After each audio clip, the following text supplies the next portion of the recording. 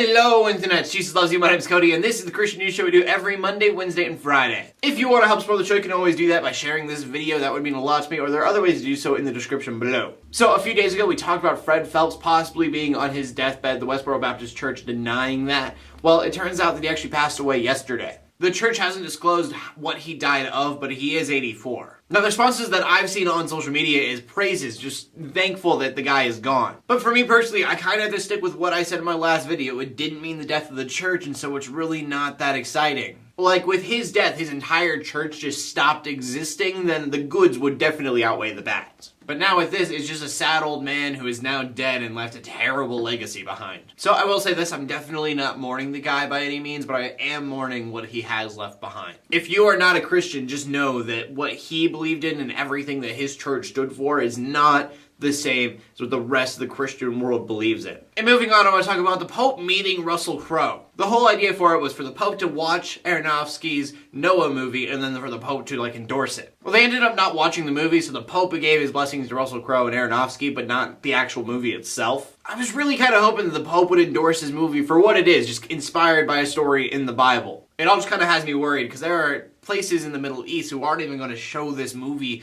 because it would be blasphemous to Christians and Muslims alike. So I'm already a little worried the movie's already ruined and that they're not going to make another thing like this again. I'm so mad that this has become such a big headache for Hollywood because this was one of those big times that if this movie did really well, they would make more movies like this. I'm going to go see it. I encourage all of you to please go into theaters and buy a ticket for this movie. Because if this movie sinks in the box office, then Hollywood is not going to make a biblical epic like this ever again, or any kind of Christian movie like this ever again. There has been so much opportunity with this movie coming out, but everybody is criticizing it before it's even been released. And then we wonder why Hollywood doesn't want to even dip into religion. And that brings us to the final story of the day, which is a scientific story, which is something I usually don't talk about here on the show. Earlier in the week, scientists announced this new discovery that they found. And pretty much what discovery is, they found these little tiny ripples in space that kind of prove the Big Bang. Now, everybody's heard of the Big Bang for a while now. It's the idea that something exploded and we got what we see today in the universe. The question was, did the universe just begin, or was there something before the Big Bang? Well, this finding called gravitational waves kind of gives evidence to the universe having a beginning.